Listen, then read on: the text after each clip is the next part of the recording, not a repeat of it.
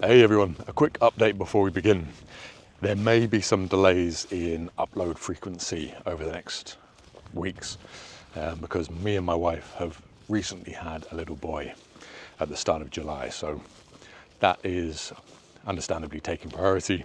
So if there are fewer uploads in the coming kind of month or weeks, that's the reason why. Today we have a story about a Deathwatch kill team who were sent to the surface of a Forge World planet to disable the defensive arrays of a Dark Mechanicum Forge World and enable the Imperial fleet to take the moon and the shipyards which have been causing havoc in the area. This is a race against the clock, and if they succeed they will be saving millions of lives in the area. But if they fail, the fleet on their way to capture the moon will crash against the defensive arrays and likely die in orbit. As always, I'd like to say a massive thank you to our patrons and our YouTube members who help keep this content going. If you'd like to become a member, you can find a link on the channel homepage, or if you'd like to become a patron, you can find a link in the description below. And if you'd like to listen to audio only, you can find the Lawkeeper's Librarium on Spotify. The Forge Moon came up to meet them out of the dark, and Brother Korvac fell towards the surface the way the Raven Guard had taught him to fall, silent, patient, with his whole body folded into the shape of a thing that did not want to be seen. There was no fire on the descent. A drop pod would have come down screaming, a comet of retro burn and ceramite that any auger array in the void would have read from 100 kilometers out. And so they had not come in a drop pod. They had come in the belly of a gun cutter flown by a mortal pilot whose name Korvac had never learned. A man who had taken them in low and dark and dead-engined over the moon's night side and tipped them out into the thin, poisoned air like a handful of black stones, and then banked away. The cutter was already gone. There was only the falling now, and the 5 of them falling, and the great iron face of Khiron's Anvil opening below. Korvac read it as he dropped. He could not help it. It was how he was made. The moon was a worked thing, a world that had been hammered into a tool and then left to rust around its own furnaces, vast manufactory spines lit from within by the dull red of forges that never cooled, void dock gantries reaching up off the surface like the fingers of something drowned and grasping, and threaded over all of it, the defense grid, the thing they had come to kill. This moon was a Dark Mechanicum ship factory, and its capture would hamstring the enemy's reach in this sector of space. It was a net, and it was awake, and it was looking for them. 60 minutes, said the chrono in the corner of his sight, counting down in the amber of the Deathwatch display. 60 minutes until the fleet translated in-system above them and committed itself, irrevocably, to a planetfall that would either land in the shadow of a blinded grid or break apart against a living one. The clock had been set before they ever boarded the cutter. It would not move for them. It did not care that they were falling, or that the air was poison, or that a man could die in 60 minutes 100 different ways on a world like this. It only counted. They struck the gantry shadow together, 5 points of impact softened by suspensors and old skill, and the falling became crouching, and the crouching became a walk. Korvac came up, already reading angles. The gantry was a forest of cover, pillars, conduit runs, and the slumped iron bones of cranes that had not moved in centuries. And his eye went through it the way water goes through a riverbed, finding the dark lines, the dead ground, the places a body could be that an enemy's eye could not follow. This was the part of himself he trusted without thinking. Shadow and angle and the killing patience underneath both, the long stillness that the Raven Guard prized above all loud virtues. Do not strike until the strike cannot miss. He had been a shadow before he had been anything else. Around him, the others were each their own way. Watch Sergeant Hadrian set the line by instinct, and Korvac felt it more than saw it. The imperial fist settling into the ground like a stone, meant for exactly that socket. His whole attention turned inward to the timetable he carried in his skull. Hadrian did not read the dark the way Korvac did. He read the plan and held it, and measured every meter of the moon against the schedule scored into him. And his stillness was not a shadow stillness, but a war's. 60 minutes was not a fear to Hadrian, it was a structure. He had already built the next 10 of them in his head, and was simply waiting for the world to fill the rooms he had made. To the sergeant's right, Brother Vask did not so much hold position as suffer it. The space wolf crouched with the bad grace of an avalanche, asked to wait at the top of a hill, and Korvac could hear, beneath the discipline, the low animal idol of a man, built to go loud, holding himself quiet for love of the mission and nothing else. Vask wanted noise. Vask was made of the noise he was swallowing, but he swallowed it, and his eyes moved, and once, only once, they found Korvac across the dark, and the wolf gave him the smallest tip of his great head. "You're here. Good, stay close." It was nothing. It was the warmest thing anyone had given him in days. Behind them both, Brother Care filled his patch of shadow, the way a furnace fills a room, banked and waiting.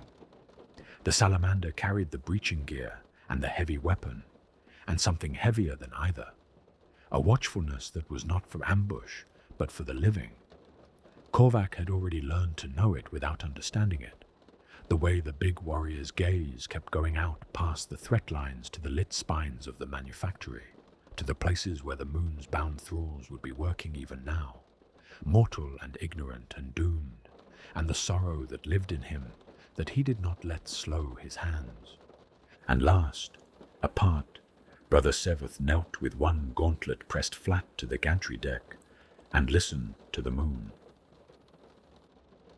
The tech marine had not spoken since the cutter. He did not need to.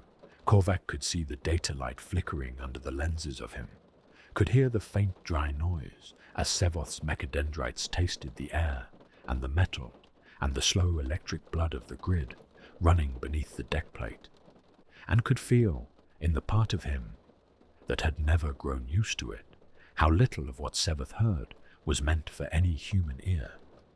He spoke the machine's language. He spoke it the way the enemy here spoke it. That was the whole reason he had come, and it set a cold thread of unease through even Korvac's disciplined heart to watch a brother lay his hand against a dark mechanicum floor and tilt his head as if something down there had said his name.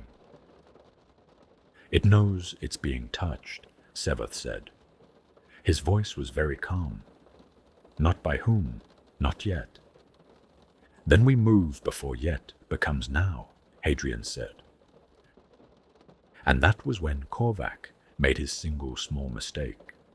It was nothing a lesser warrior would have caught, and nothing a kinder one would have named.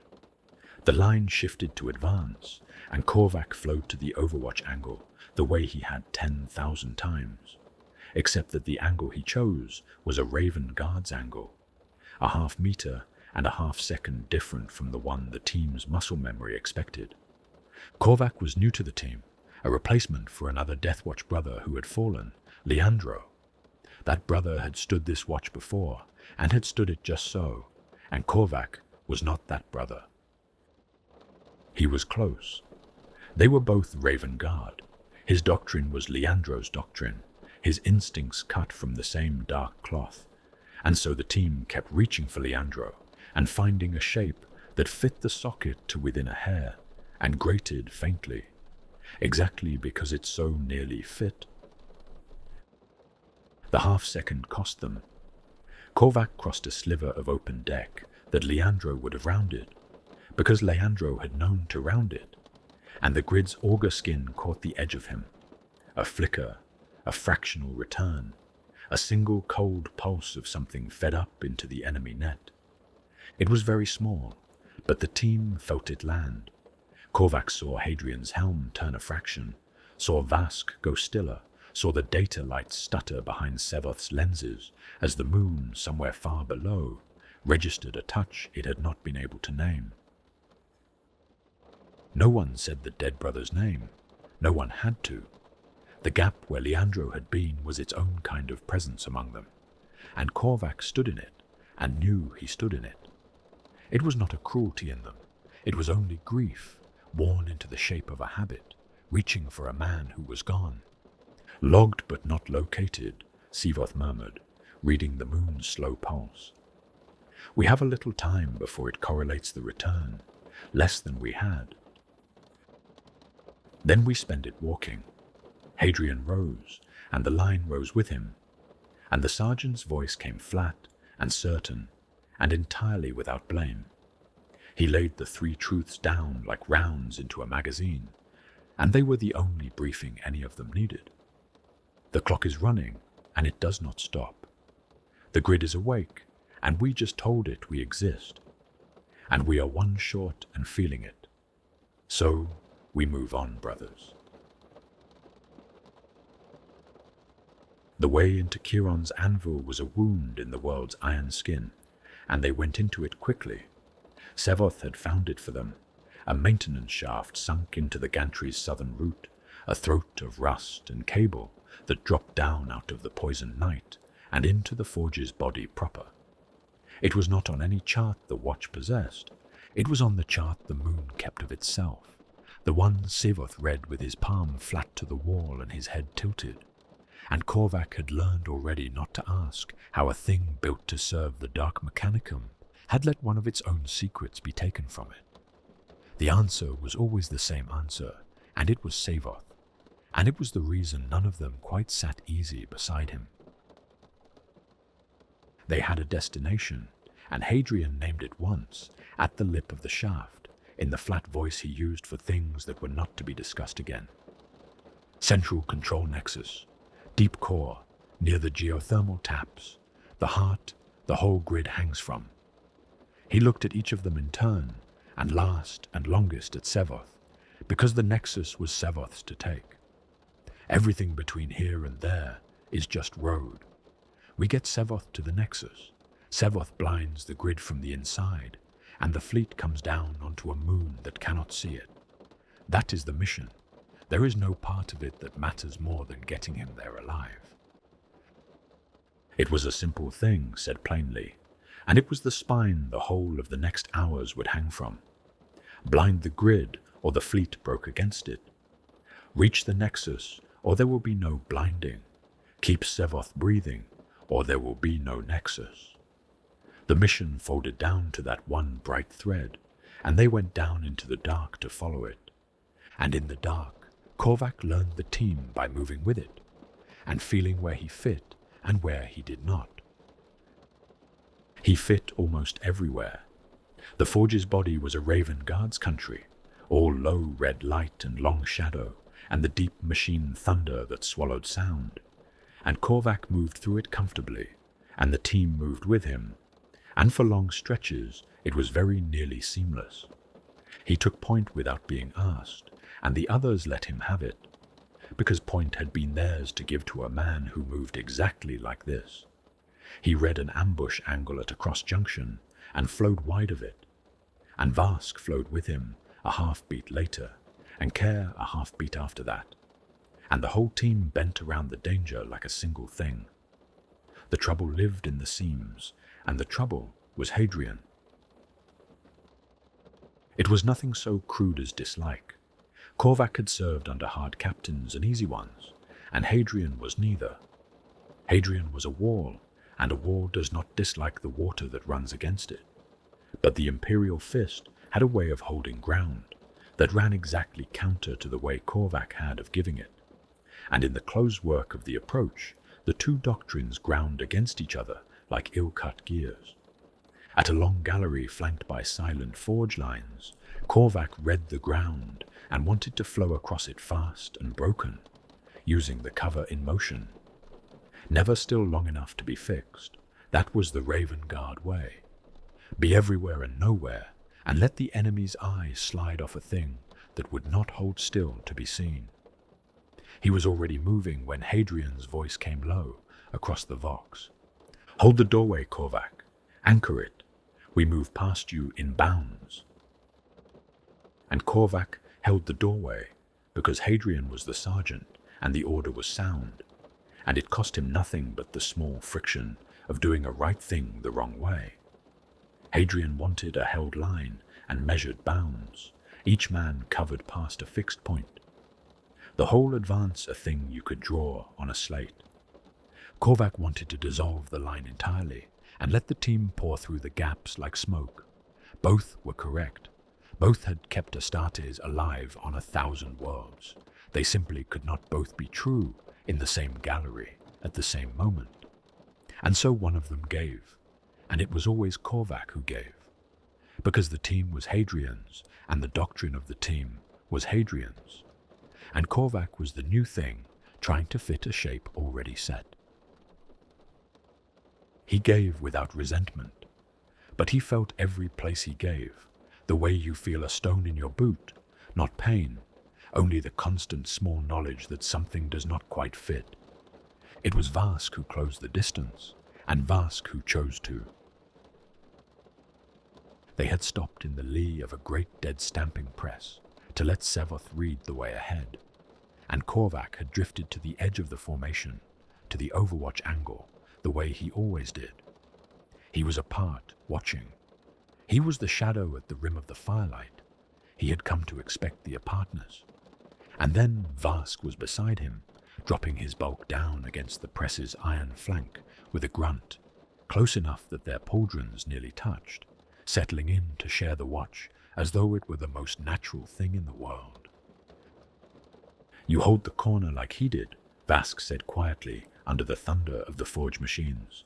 "Leandro, same corner every time, drove Hadrian half to madness. He'd want Leandro in the bounds with the rest of us, and Leandro would just..." The wolf made a small flowing gesture with one gauntlet, water around a stone. "Be somewhere else. Be where the trouble was going to come from before it came." A pause. The data light flickered on Sevoth's lenses across the way. "You do it too. The same. It's a good thing to do. He never could explain it to Hadrian, and neither could I. But it kept us alive more than once, a man standing where the trouble's going to be." Korvac did not know what to say. He had braced for the team to hold him at the length of the dead man's memory, to let Leandro's ghost sit forever in the gap between them, a thing they reached for, and he could never be. It would have been the easier path for all of them. It cost nothing to keep a stranger a stranger. Vask had chosen the harder thing. He had looked at the man standing in his dead friend's slot and decided deliberately, against the grain of his own grief, to let him in. "We are both Raven Guard. We had the same teachers somewhere up the line. We came off the same stone." He paused. "I'm sorry he's not here." "So am I," Vask said, "without heat, without weight, the way you say a true thing you have already finished weeping over. But you're the one who is, so you'll do."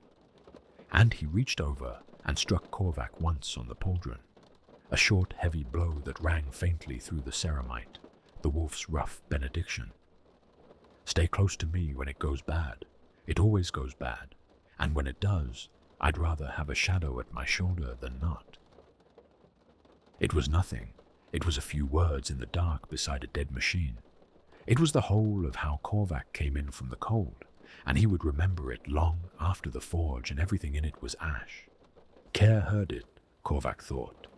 The big salamander missed very little, but Care said nothing, because Care's attention was elsewhere, where it kept going, out past the team and the mission to the moon itself, and the people bound into it. It came on them in a lower gallery, a long vaulted space where the red light brightened to a working glow, and Korvac saw the team's heavy warrior go still. There were thralls here, mortal men and women, all what the dark mechanicum had left of them, bound to their benches by cable and rivet and the surgery of centuries, labouring at the building of the very ships the fleet was coming to take. They did not look up. They could not, perhaps. They were part of the machine now, fed by it and feeding it, and they would go on building for a master they could not name until the fleet's guns, or the fleet's boarding parties, or simple age unmade them. "They don't know we're here," Kerr said very low. He had stopped fully, and the team had stopped around him. And Korvac understood that the salamander was not asking to act. He knew there was nothing to be done. The thralls could not be freed in the time they had, could not be carried, could not be saved, and the world they were bound to was about to be bombarded and stormed and taken. And most of them would die in this place, on the right side of a war that had never once asked their opinion. They don't know anything. They'll build until the sky falls on them, and they'll never know whose side they died on. "We can't carry them, brother," Hadrian said. "I know it." Kerr turned from the working line, and his face in the red light was the face of a man closing a door he would have given much to leave open. "I know we can't. I only want it counted. Someone should count them. When we tell this story after, someone should say they were here, and that they were ours." He took up the breaching gear again and shouldered the weight. "That's all." And they went. But Korvac counted them, because Kerr had asked it. It was the salamander's gift and the salamander's burden, this compassion. And Korvac understood now why the others kept Kerr close. A team of blades needs one man who remembers the flesh. It was at the next junction that Sivath stopped, and the texture of the mission changed again, and far more coldly. He had been reading their way the whole descent, palm to the wall at every branching, listening to the moon tell him where its arteries ran. It had been a smooth thing, almost a conversation. Sevoth asked in the machine's tongue, and the machine answered, and they followed the answer down. Korvac had stopped marking it. It had become simply how they moved. Now Sevoth knelt at a four-way branch where great cable trunks ran down into the dark toward the core, and he laid his hand against the nearest, and he went still in a way that stopped the whole team without a word being said. "What is it?" Hadrian said. Sevoth did not answer at once. His head tilted, the way it had on the gantry, the way that always set the cold thread through Korvac's chest, a brother listening to something no brother should be able to hear. The data light moved fast behind his lenses now, faster than the reading had asked for before. "The machine is answering me," Sivath said slowly, "but the answers are odd." "Odd how?" Hadrian's bolter came up an inch. "A grid speaks one language. Threat and range. A wall talking to itself about the things that come at the wall. That is all a defense grid is, brothers. A wall that listens." Sevoth's hand stayed flat against the cable, and his calm voice had taken on a quality Korvac had not heard in it before, something almost like unease, which in Sevoth was very nearly alarm. "This is not only that. There is a second tongue running under the first, down toward the core, and it is not talking about the wall. It is talking about something the wall is for, something the grid is feeding." He took his hand from the cable and looked down the trunk line into the dark where it ran, toward the nexus and the heart, and whatever lay below them in the deep red glow. "I do not yet know the word for what it is feeding, but the moon does, and the moon is using it." For a moment, no one spoke. The forge thunder rolled up from below. Somewhere in it, far down, the second tongue went on, saying its odd words, and only Sevoth could hear it. And Sevoth would not say what it had begun to sound like. "The Nexus will tell us," Hadrian said at last. Because there was nothing else to be done with the chrono running, and the grid awake, and the road only leading one way. "We hold the mission. We go down. Move." They moved. But they moved closer together now, and Korvac took point with the small misgiving of being told the ground he reads so well is reading something else underneath. And behind him, he felt the team feel it too. The first cold suspicion that the thing they had come to blind might have an eye they had not been briefed on, open and looking right at them. The deep forge was built like a body, and they went down through it the way a sickness travels along the hidden vessels toward the heart. Sevoth's reading gave them the map, and Korvac made it real with his feet. The way to the Nexus ran through a vast assembly hall they could not cross openly. A cathedral of iron, 100 meters on a side, its floor a frozen river of half-built hull sections and gantry cranes, lit from the high vaults by the same dull furnace red that lived in everything here. The open floor was death. Korvac saw that at a glance from the entry gallery where they crouched, saw the long sightlines, the sentry plinths spaced along the walls where servitor guns slept on their mounts, and the killing emptiness of a space designed to be watched. A team that walked the floor would be seen and ranged and ended. But a cathedral has a triforium, and this one had a service gantry running the high wall in a black iron ribbon 30 meters up. Threaded between the vault lamps where the light failed and the shadow pooled thick. That was the road. Korvac read it the way Hadrian read a timetable. Entry at the gallery's north corner, the gantry running east along the high wall to a control spur above the hall's far door, and fall back to the stairwell behind them if it broke. He laid it out on the vox in 6 words, and Hadrian took it in one breath and made it the plan.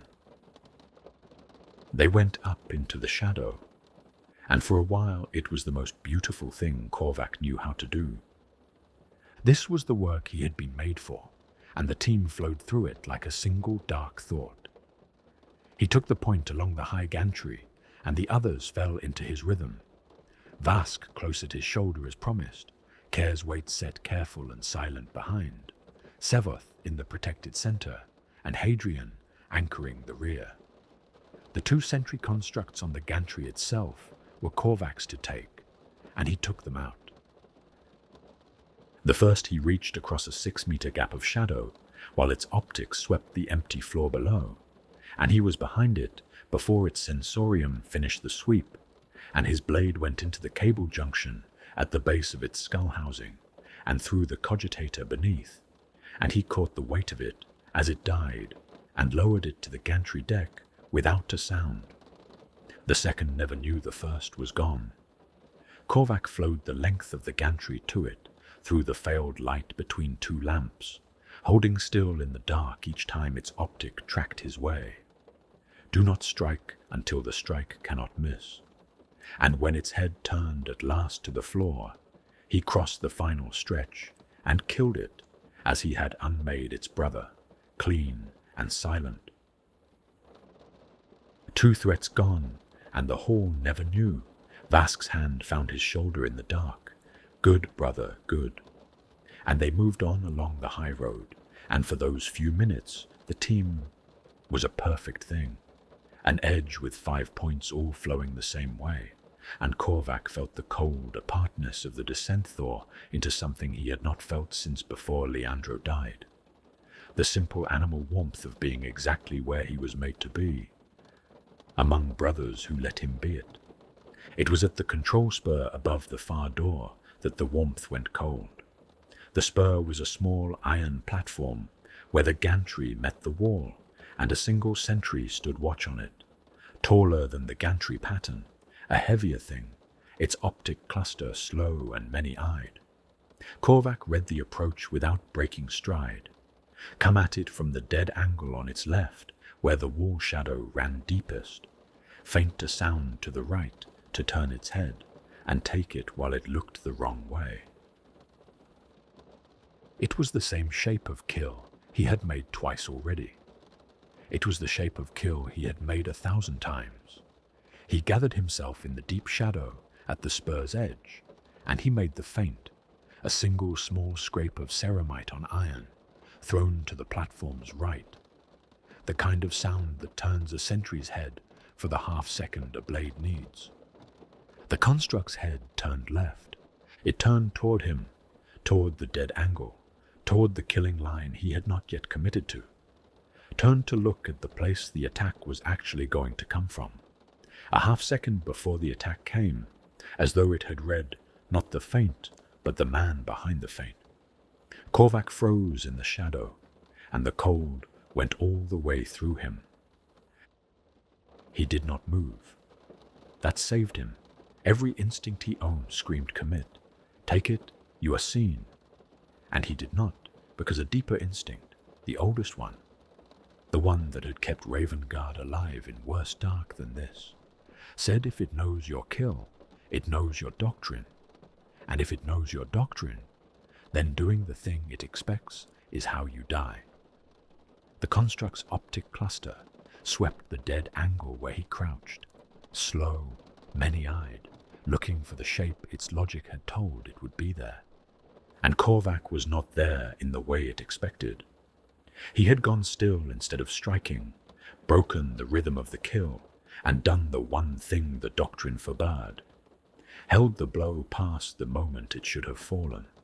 And so the thing's prediction reached for him and closed on empty shadow, because he had stepped at the last instant outside the pattern of himself. The optic swept past, found nothing it understood and held, and in the half-breath of its confusion, Korvac did the wrong thing entirely, not the silent dead-angle kill it was braced for, but a brute lunge straight across the platform's open center, the loud, clumsy frontal rush that no Ravengard would ever choose, and that the construct, therefore, had no answer ready for. His blade went in through the optic cluster before the thing could re-aim, and he bore it down to the deck and killed it with his weight on the hilt, and it died still searching the shadow on its left for a patient killer who had chosen, for once in his life, to be neither. He crouched over the dead thing with his hearts hammering, and Vask was beside him. And the wolf had felt it too. It knew where you'd be, Vask breathed. It knew where a Ravengard would be, Korvac said, and the distinction was the whole of it, and it put a chill in both of them. It read my doctrine off me before I moved. Something in this place has been watching how we move. It knows how we think. He looked down the gantry, down at the dead constructs behind them, and the great red hall below, and the beautiful seamless infiltration of the last hour curdled in his memory into something else. Not a team flowing unseen through a sleeping facility, but a team performing exactly the doctrine a watching thing had been waiting to see. We're not sneaking past it. We're showing it how we fight. Then stop fighting like you, Hadrian said over the Vox.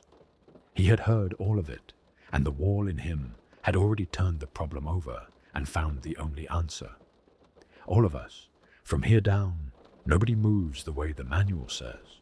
Korvac, you've got the eye for wrong things. You read us a path that isn't doctrine, and we walk it. Ugly, predictable, is dead now.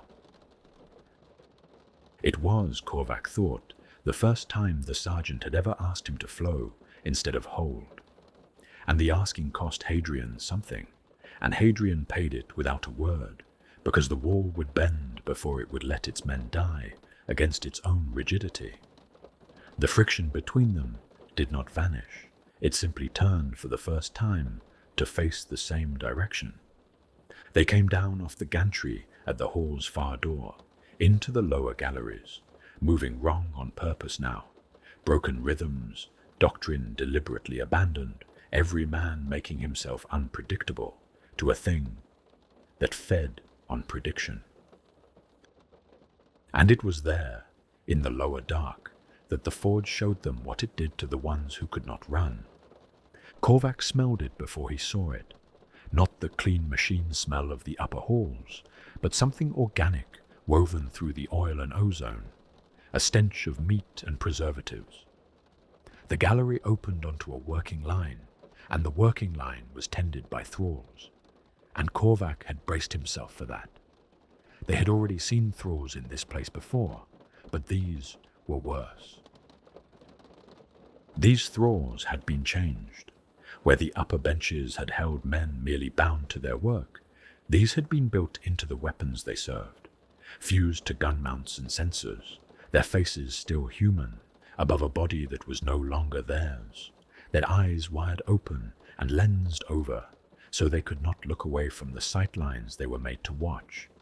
They were the facility's eyes. They were the patient watchers. These ones were not active.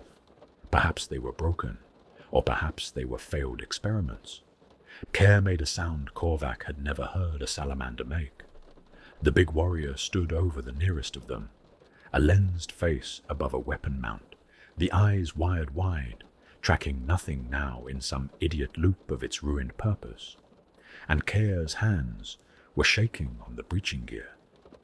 Not with fear, but with something far worse than fear.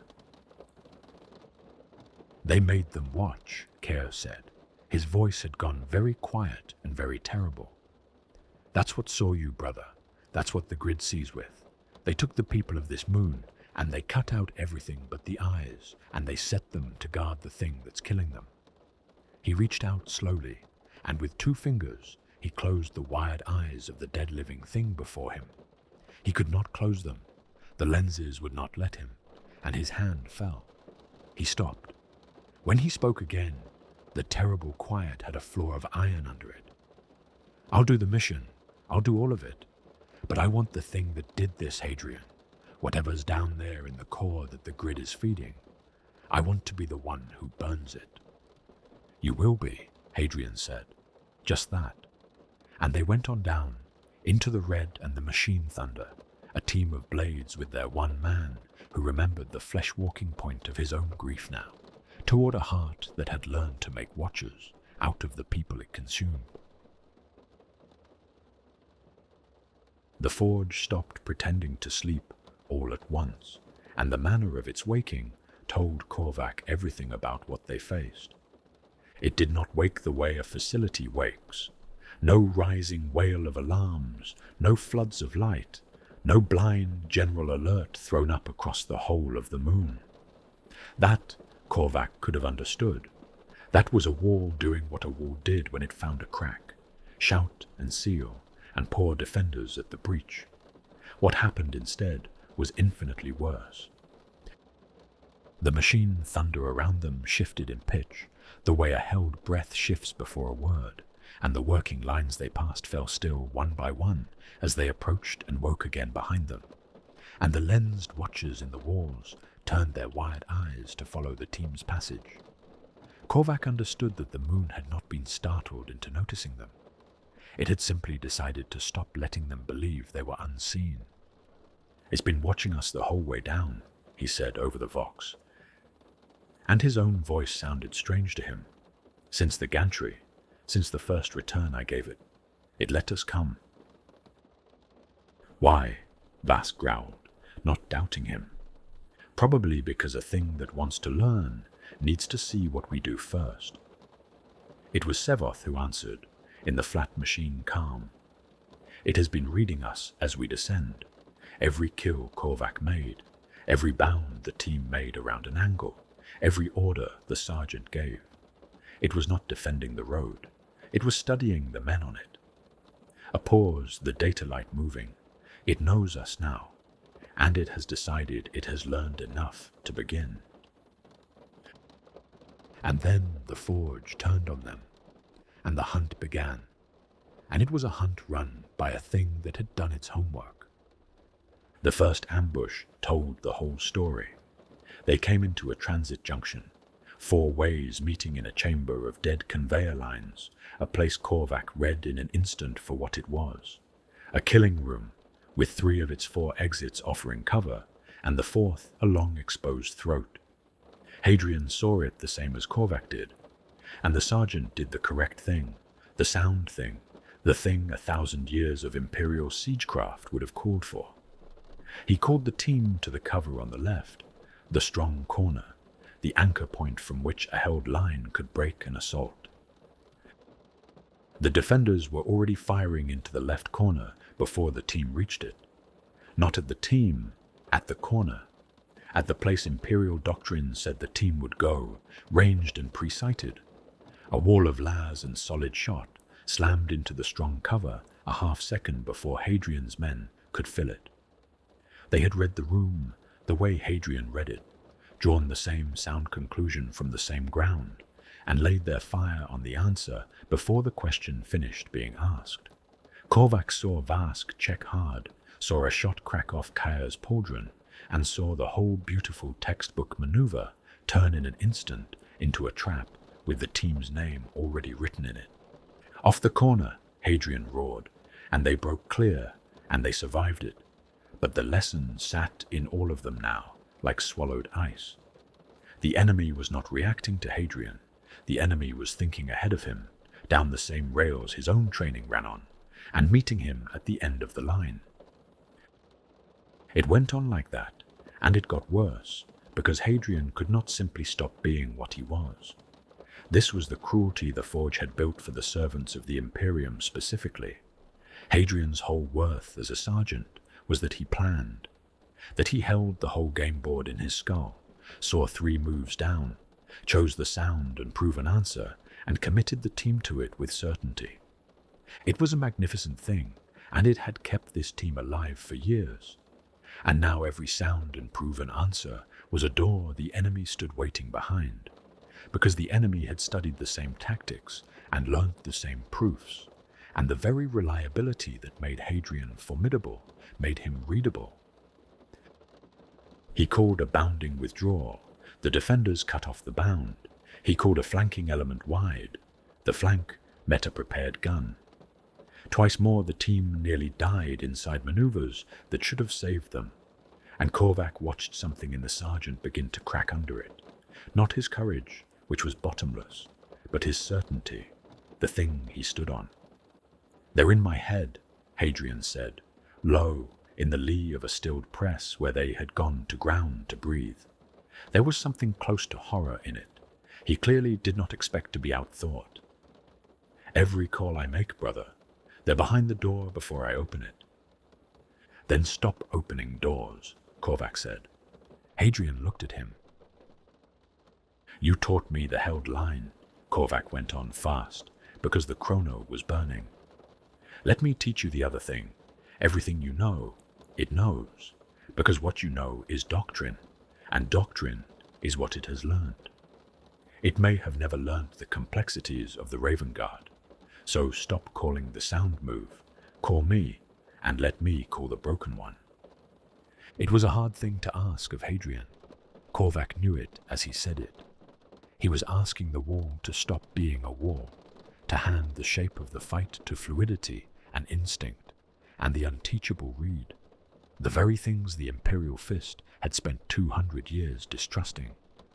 He was asking Hadrian to lead by not leading, to hold the team's discipline while letting its movement go wild. And Hadrian, because he was a better sergeant than he was a proud man, did it. "The team takes movement calls from Korvac," he said over the vox, flat and final, and Korvac heard what it cost him in how little he let it cost his voice. "I hold us together. He decides where we flow. Vask, Kaya. When the new man tells you to do something that makes no sense, you do it fast, and you do it first. The sense is the point. Move." What followed was the strangest fighting of Korvac's life, and the most alive he had felt inside it. He led them by breaking every pattern the Forge had learned. Where doctrine said hold, he ran. Where it said run, he turned and stood in the one spot no fleeing squad would ever stand.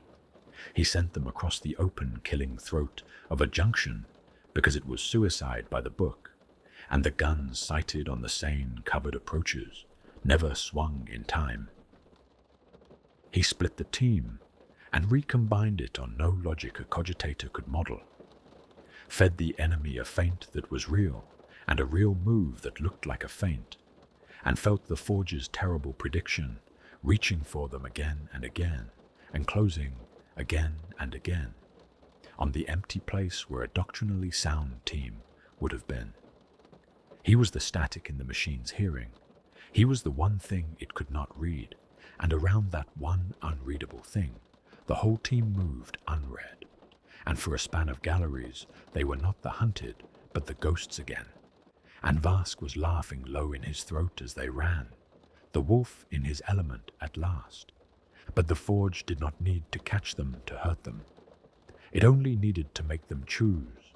They came near the bottom of the descent, into a long sustaining hall, where the moon kept some of its thralls alive, a gallery of the bound and lensed, hundreds of them, racked along the walls in their fusion of meat and metal.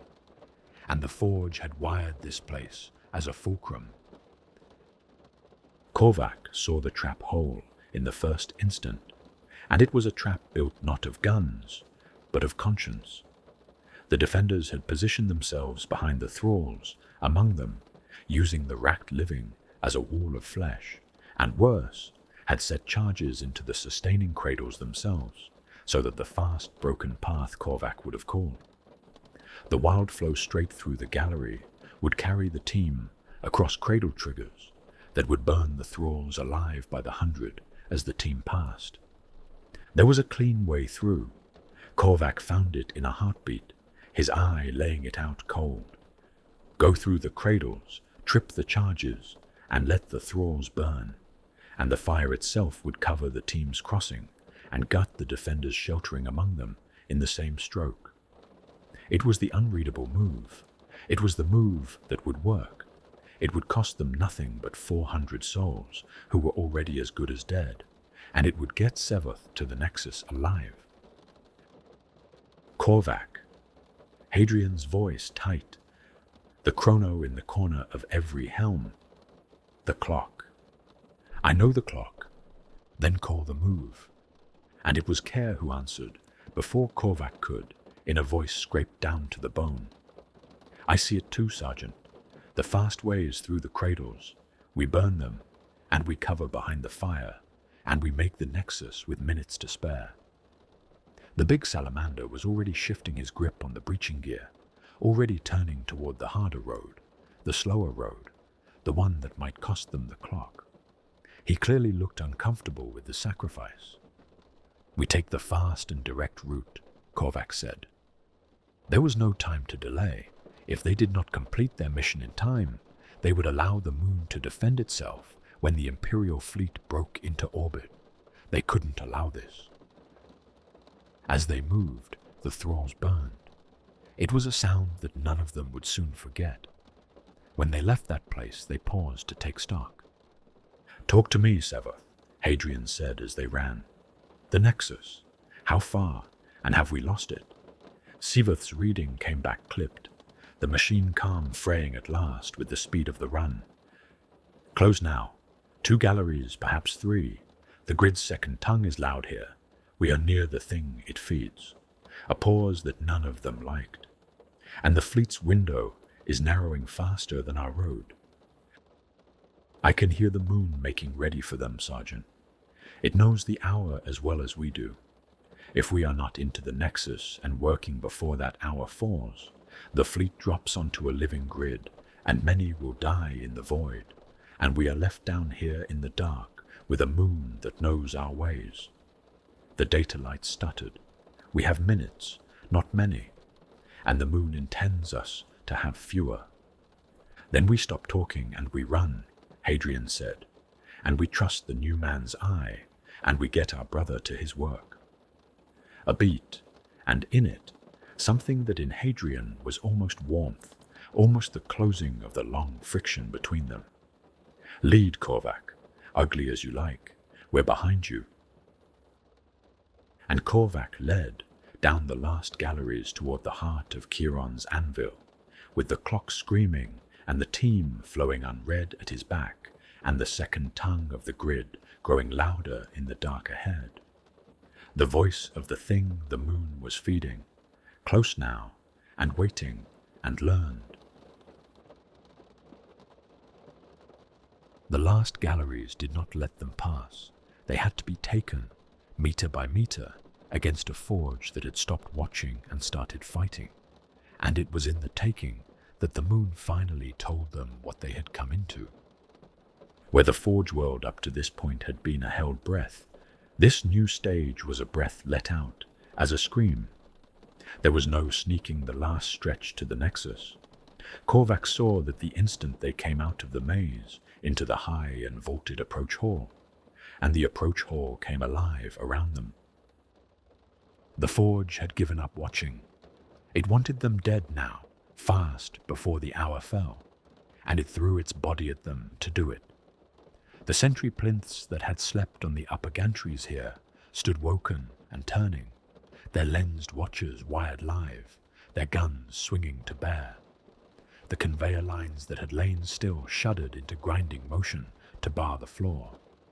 Even the architecture turned hostile, blast shutters slamming down across the open exits, pressure doors grinding shut on the team's chosen paths, the whole hall reshaping itself in iron to herd them into the killing lanes that its guns already covered. "Cover! The stamping bays! Go!" Korvac called. And then, before they had taken 3 strides, broke his own order because the bays were the obvious cover, and the obvious cover was where the guns were laid. Move left, the conveyor housings. Get behind the moving lines. Move now. They moved in odd patterns, trying to act unpredictably, and the volley meant for the stamping bays cracked into empty iron, and the team made it to the conveyor housings alive. And then the real fighting began, and it was nothing like the silk of the gantry. This was loud. This was Vask's country now, and the wolf rose into his roaring, his bolter hammering the woken plinths off their mounts, his whole leashed appetite for noise finally, gloriously slipped free. Kerr's heavy bolter opened up beside him, the big salamander anchoring the team's fire while Korvac read the broken paths through the storm. And for a few thunderous minutes they fought their way up the approach hall meter by meter, loud and cornered, and giving the Forge back blood for iron. It was Sevoth, fighting one-handed with his bolt pistol, while the other hand kept reaching for the walls, who put the truth together. And he said it in the middle of the firefight, in a voice gone strange even for him. "I have the second tongue," he said. "I have the word now. Brothers, the grid is not a defense grid." A plinth gun rattled the housing above his head. He did not flinch. "Well, it is, but that is the smaller half of it. The void shields, the macro batteries, the organet, all of it draws power down a single spine to the core, more power than any defense needs, oceans of it. And at the core the power is not spent on the wall, it is spent on a binding." His hand pressed flat to the shaking iron, reading even as he fought.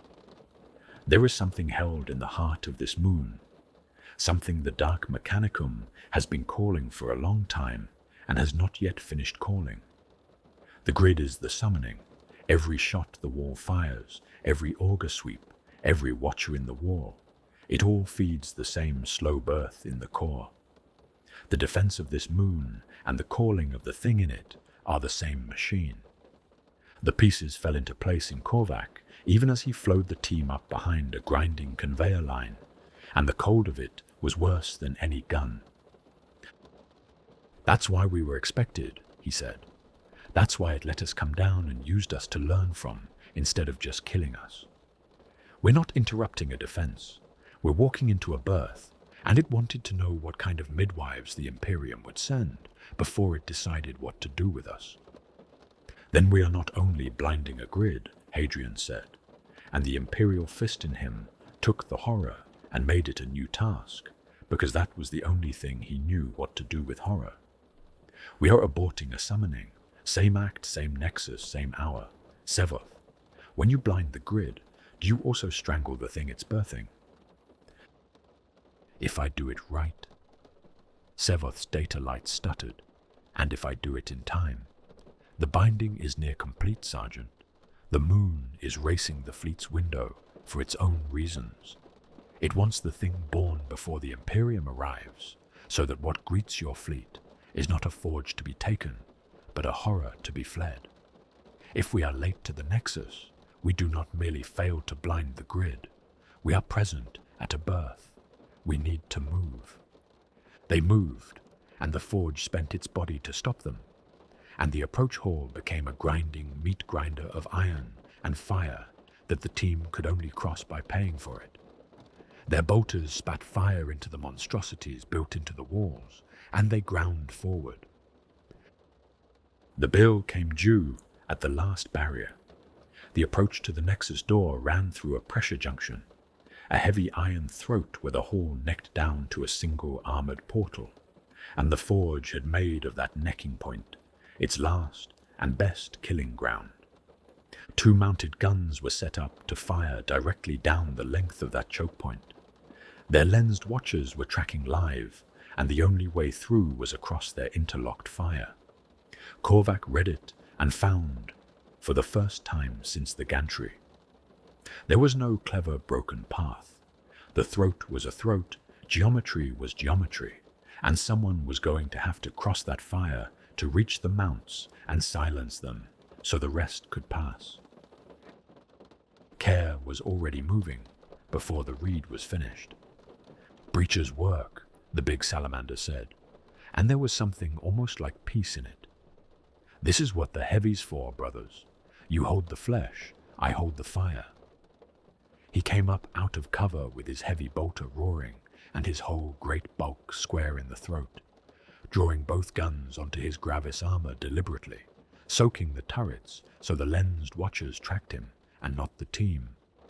And in the lane his body bought, Korvac and Vask flowed up the throat's edges to the mounts and tore the guns down. Korvac's blade into one watcher's cogitation, and Vask's fist through the other's housing. The killing ground silenced in the space of 10 seconds. 10 seconds was 9 seconds too long. Care had stood in the open the whole of it, taking the fire so the others would not have to, and the forge made him pay the breacher's price in full. Korvac turned from the dead gun, in time to see the second plinth's last burst catch the salamander, before Vask's fist reached it, a stitch of heavy fire that walked up Care's side and through the join of his armor and into the body beneath. And the big warrior went down in the throat he had cleared, folding slow, his heavy bolter clanging silently against the iron. Care. Vask was at him first, Korvac a half-stride behind, and they dragged him out of the throat and into the lee of the Nexus door, and the wound was bad. Korvac saw at a glance how bad, the kind of bad that a space marine survives only if the work of the apothecary is fast, and there was no apothecary on this moon, only 4 brothers and a clock. "Don't," Care said. His voice was wet and slow, but the iron floor was still under it. "Don't you dare spend a second of the clock on me. Get the door. Get Sevoth in." His hand found Korvac's gauntlet and gripped it with the last of the terrible strength in him. "You counted them, on the upper line. I heard you. You counted them when I asked." A breath that cost him. "Burn it, brother. The thing in the core, the thing that made watchers out of them. You get our brother to his work, and you burn it for all of them. Promise me the fire." "I promise you the fire," Korvac said, and meant it down to the marrow. And Care's grip eased, not into death, not yet, but into the grey waiting place where a wounded Astartes goes to hold himself together by will alone while his brothers finish the work. "Sevoth," Hadrian's voice did not shake. "The door." Sevoth was already at the portal, both hands and every mechadendrite buried in its controls, speaking the machine's tongue fast and low, and the door fought him. Korvac heard it in the tech marine's voice, the strain of a man arguing with a lock that had a will.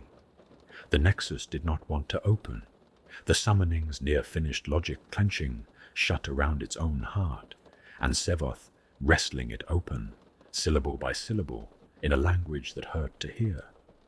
"It is fighting me," Sevoth said through his teeth. "It knows what is on the other side of it, and it knows what I will do there, and it does not want to open."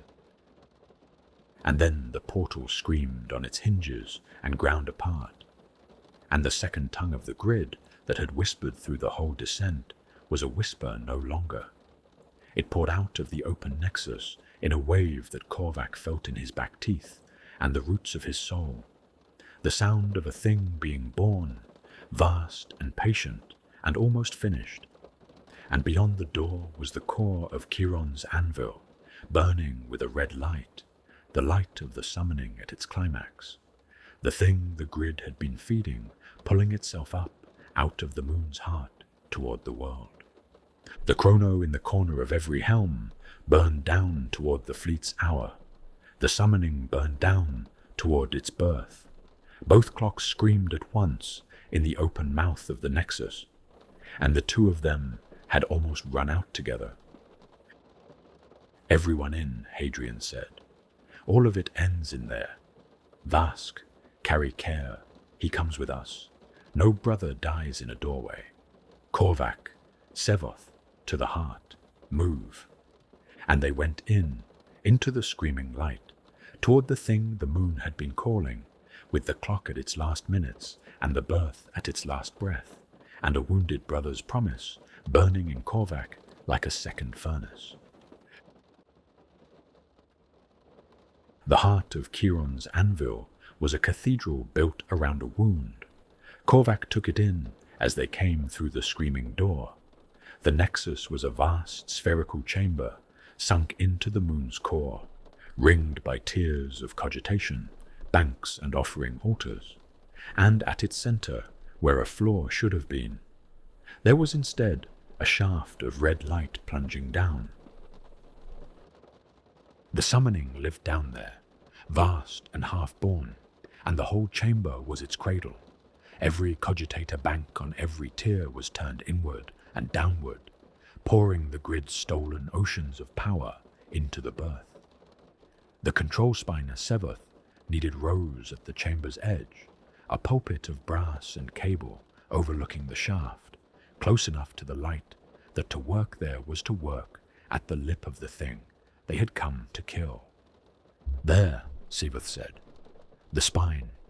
Get me to it and hold the door, and I will blind this moon and strangle what it carries in the same stroke." He was already moving for the pulpit, mechadendrites unfurling. "Whatever comes through that door while I work, it cannot reach me before I finish. Buy me that. Buy me the time, and I buy you the moon." So they bought him the time, and it was grim and ugly work. The nexus had one door, the screaming portal they had come through, and that turned out to be both a mercy and a curse. Curse because everything the Forge could still throw was now converging on it. The woken hunters of the whole lower core pouring up the approach hall toward the one breach. Mercy, because one door is a choke point, and a choke point is a thing even a thinning team can hold, if the men in it are willing to be the wall that does not move. Hadrian set them in it without a wasted word. He and Vask shoulder to shoulder in the throat of the portal, Korvac at the pulpit's foot with care laid behind him. The wounded salamander's heavy bolter dragged up into Korvac's hands because Korvac could cover the high tiers from there, and care could no longer lift it. "We hold," Hadrian said, and they held. It was close work and brutal work, the inverse of everything Korvac's doctrine loved. There was no flowing here, no broken path, no killing patience. There was a door 2 armored bodies could barely fill, and a tide of hunters trying to come through it, and the holding of it was a matter of bolt and blade, and refusing to give the half-meter that would let the tide pour in. Vask was magnificent in it, the wolf at the height of his terrible appetite. His bolter run dry and reversed to a club, and then dropped for the blade, fighting in the red close press where he had always belonged. Hadrian, beside him, was the wall-made flesh at last, immovable, his whole life's discipline poured into the single task of not stepping back. And Korvac worked the high angles from the pulpit's foot, Cair's heavy bolter hammering the lensed creatures off the upper tiers before they could range the working tech marine, covering the door from above, the way he had covered 1,000 doors, the Raven Guard's eye finding every threat that tried to come at Sevoth sidelong. and Sevoth worked. Korvac heard it under the din, and it was a stranger sound than any gun. The tech marine speaking the machine's language at the speed of a litany, fast and cold and precise, his hands and mechadendrites buried to the wrist in the control spine, arguing the grid down syllable by syllable. He was not smashing it. That was the thing Korvac understood. Listening. A lesser saboteur would have set charges and run, but charges would only have wounded a thing this large, and a wounded grid still births its horror. Sevoth was doing something finer and harder. He was speaking to the grid in its own tongue and telling it to stop, unwinding the summoning's logic from the inside, turning the moon's own machine spirits against the binding they served, persuading the wall to forget it was a wall. It was the work he alone could do, the reason he had come, and the cold, unsettling gift that made the others sit apart from him and made it at last into the team's salvation. The shields are failing, Sevoth said, and a tier of cogitators went dark across the chamber, and the wrong-colored light in the shaft guttered for the first time. Void shields down, macro batteries are powering down. Another tier dimmed. The grid is going dark, brothers. The fleet will have its window. I am taking the moon's eyes out one by one, and it cannot stop me reading faster than it can reclench. And then the summoning fought back. Korvac felt it before Sevoth named it, a change in the light, a gathering, and the half-born thing in the shaft, turning its not-yet-finished attention up toward the pulpit where its midwife was being murdered. The cogitator banks that Sevoth had darkened began one by one to wake again. The litany in the tech marine's mouth faltered, picked up, faltered again, and Korvac heard a thing enter his brother's machine-calm voice that he had never heard there. Strain that was losing. It is undoing me, Sevoth said. The binding is reaching back up the spine. Every system I blind, the thing in the core relights behind me. It is using its own near completion to fight the sabotage, and it is faster than one man's hands. The data light behind his lenses was a storm now. I can take the grid down. I cannot make it stay down. The moment I release the spine to run, it reclenches, and the summoning finishes. And all of this was for nothing. Then what holds it down? Hadrian called from the door, not turning, his blade still working. A silence from the pulpit. A short, terrible, calculating silence, and Korvac, who had stood apart and watched this team long enough now to read its silences, knew the shape of the answer before Sevoth gave it, and his heart went cold. A hand on the spine, Sevoth said, mine, forcing the unwinding manually, holding each system dark against the binding's pull, faster than it can relight them, until the summoning starves and collapses for good. This was said in a flat and certain manner. The machine calm was back in it, because he had finished the calculation and found the answer and made his peace with it in the space of a breath. It cannot be done from a distance, and it cannot be done on a timer. It must be a living hand on the spine, holding the moon blind by main force for longer than the living hand can survive this close to the birth. It is a one-way work, Sergeant, and it is mine, and I will not pretend otherwise. And we do not have the seconds for anyone to argue. No one argued. There were no seconds for it. But Vask made a sound in the door, a low, broken thing, and Hadrian's blade did not pause. But his voice did, for half a beat, and in that half beat was everything the wall would not say. Someone has to carry it out of here, Sevoth said. Not the work. The work dies with me. The knowing. Someone has to stand here while I do it, and learn the last of it. In case my hands fail before the starving finishes, in case it needs one more voice in the machine's tongue to close, someone who can finish what I begin.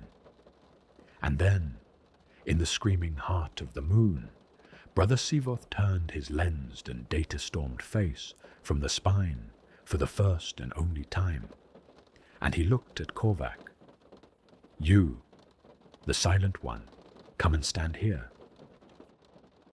And Korvac understood why it was him, and the understanding broke something open in his chest even as he moved. It was not Vask who had loved this team longest. It was not Hadrian who led it. It was the outsider, the new thing, the man who had spent the whole descent standing in a dead brother's slot, almost belonging, fitting the socket to within a hair, and grating because he so nearly fit. He went to the pulpit and put his hands where Sevoth showed him, beside the tech marines, into the screaming machine.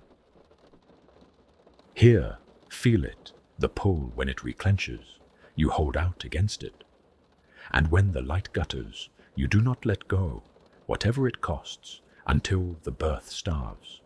It will fight you with the voices of everything it has eaten. Do not listen.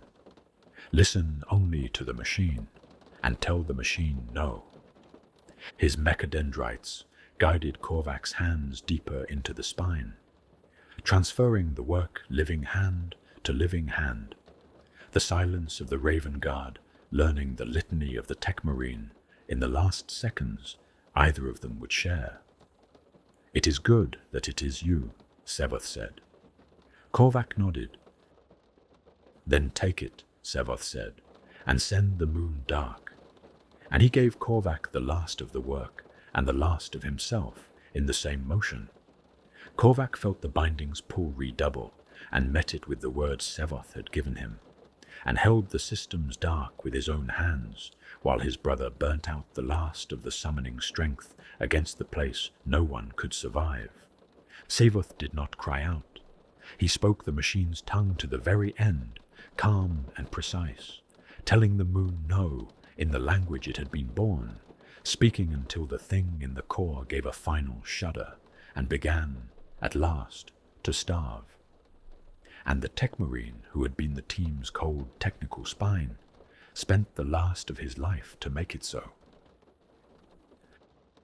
The grid went dark. Korvac held it dark, alone now at the spine, the dead weight of his brother beside him, and the starving summoning shuddering below, and felt the whole moon go blind around him as the last of Sevoth's work and his own held the heart of Khiron's Anvil shut against the thing it had tried to birth. The moon went blind around Korvac, and because his hands were on its nerves when it happened, he felt the blinding as though it were his own. It came up the spine and through his gauntlets and into him. The great dying of the grid, not a thing he watched, but a thing he was inside of. The way a man feels his own pulse slow, he held the systems dark in the way Sevoth had given him. And one by one, he felt the moon's senses gutter and fail beneath his hands. The organet first, a vast pressure that had lain across the whole world, like a held breath. The searching electric weight of it that Korvac had felt since the gantry, as a shiver in his armor. And now it thinned and frayed and let go. And the silence where it had been was so total that for a moment he thought something had gone wrong. Then the void shields. He felt them drop the way you feel a great machine spin down, the moon's invisible roof folding away into nothing. 1,000 years of Voidcraft shipyard suddenly laid bare to the sky above. The macro batteries last, the moon's teeth going dark in their mounts across the whole curve of the world, and the guns that could have shredded a fleet falling silent and stupid and blind. Khiron's Anvil opened its eyes for 1,000 years to watch the void, and Korvac, with his hands in its heart and his dead brother beside him, closed them. "Grid's down," he said, and his voice did not sound like his own. "All of it. The moon is blind." And the fleet, which had been counting the same seconds from the cold, dark above, came. They did not have to be told. None of them did. The fixed hour that had hung over the whole descent, The clock that did not care and only counted fell at last, and the answer to it came down out of the murk overhead as sound and pressure rather than sight.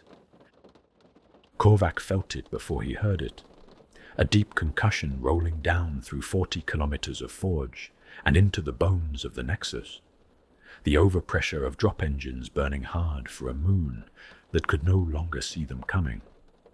Then the sound, vast and descending, the thunder of an Imperial fleet committing itself through a roof that had folded away, dropships and gun cutters, and the great falling weight of an army pouring down onto a shipyard it had come to take whole. The blinding had worked. Somewhere above them the void docks and the manufactory spines and the half-built hulls. Every ship the enemy would have raised against the Imperium for 100 years. Passed in the space of those concussions from one master to another, taken intact, taken because 4 brothers had walked into the dark and put the moon's eyes out. It had worked, the mission had worked, and it had not been for free, and it was not over, because the dead do not rise to hear that they won, and the wounded do not heal to the sound of it, and there was still the small matter of living long enough to be among the taken, rather than the lost.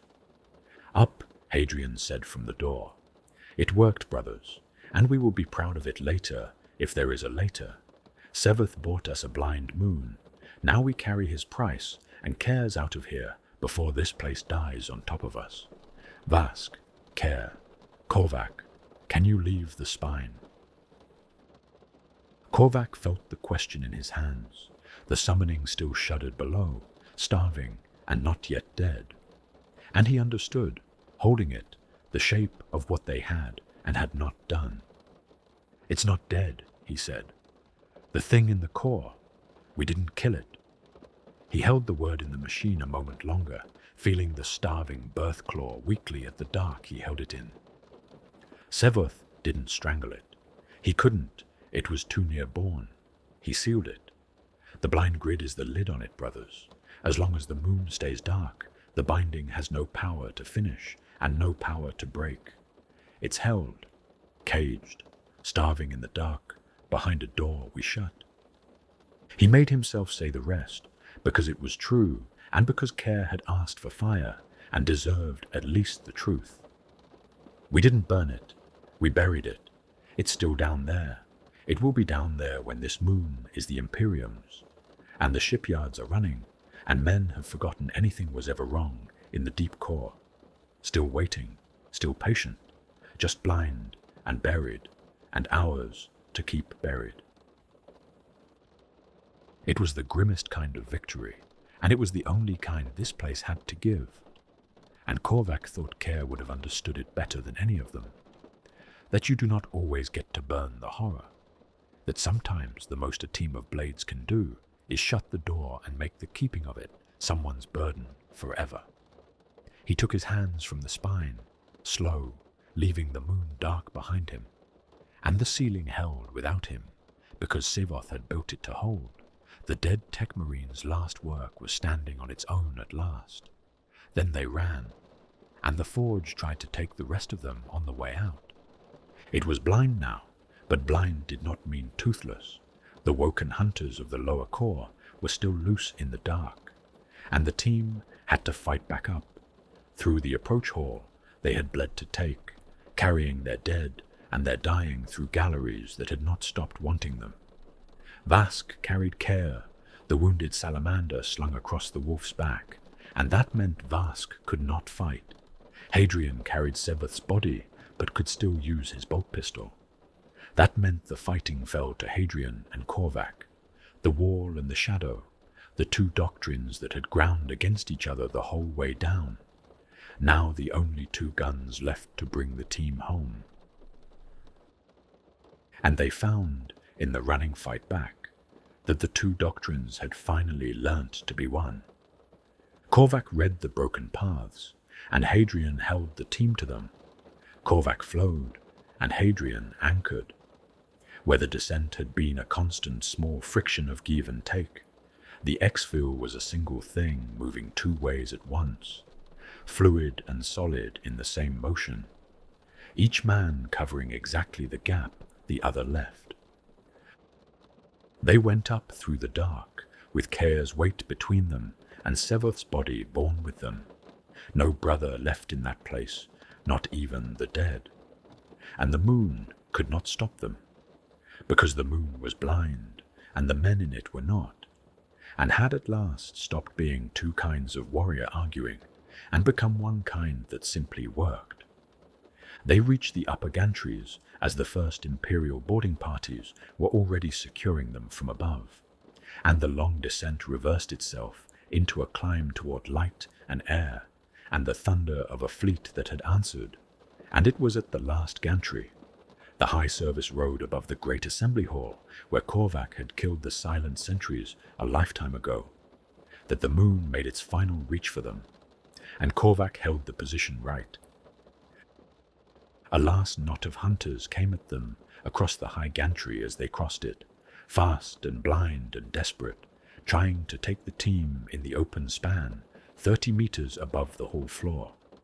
And Korvac, reading it, did the thing he had failed to do on the drop, held the exact angle the team needed, not his own angle and not a half-meter off it, but the one true position that covered Vask and his wounded burden completely, and gave Hadrian the clean lane to break the assault. He set himself in it like a stone, meant for that socket. The way he had watched Hadrian set himself on the gantry at the very beginning, and he did not flow wide, and he did not improvise, and he did not give the half-meter that was his nature to give. They came off Khiron's anvil on a gun cutter not unlike the one that had carried them down, and the difference between the two flights was the whole of the story. Korvac sat against the troop bay wall with the engines steady under him, lit engines now, no need to run dark, the moon below them, blind and taken and imperial, and he took the inventory a soldier takes when the work is done, the same cold accounting he had run on the gantry a lifetime ago. Cair lived. That was the first fact and the best one. The salamander was strapped to a casualty cradle across the bay, deep in the grey sleep the cutter's medici servitors had put him in to hold the broken body together until a proper apothecary could be reached, and he would not be whole again soon, and might not be whole again ever. But his chest rose and fell, and Korvac found he could not stop watching it do so. The most ordinary miracle there was. Vask lived, and Hadrian, the two of them were bloodied and empty and silent in the way of men who have spent everything and are only now feeling it. And Sevoth did not live, but Sevoth was here, and that mattered. Hadrian carried him out, not the body only. The body was born with honor in the cradle beside Cair's. But the gene seed, the chapter's future, the thing the apothecaries would harvest, and the thing a space marine's brothers are sworn past death to bring home. The shipyard was the Imperium's, taken whole, taken intact. The void docks and the manufactory spines and every half-built hull were captured rather than burned. Every enemy ship that would have been raised here to wage void war against the Imperium would not now be raised. Every hull burned elsewhere that would have been rebuilt on Khiron's anvil within the month would stay burned. The moon that had been the linchpin of the enemy's power in the system was a linchpin of the Imperium's now, and the reach of mankind extended by exactly the span of one captured forge, again measured in fleets and decades, and the slow grinding ledger of a war without end. It was worth it. Korvac believed that. He had counted the thralls on the upper line and understood the stakes well enough to mean it. Vask came and sat beside him in the bay, close the way he had sat beside him at the dead stamping press down in the dark. He did not say much. Vask had said the important thing already at the press, when he chose to let the new man in, and what he said now was only a confirmation, the closing of the circle. Across the bay, Hadrian was watching the exchange. He inclined his head a fraction. The imperial fist's whole grudging recalibration compressed into a single small motion. It was not warmth. Hadrian did not have warmth to give. It was respect. And Korvac sat in the steady engine dark among brothers. He had come on to Khiron's anvil standing in a dead man's slot. Leandro's ghost in every gap, the team reaching for a brother who was gone and finding someone else there. He left it standing in his own. The slot had stopped grating. He fit the socket wholly now, filling the place Leandro had been not as a substitute, but as himself.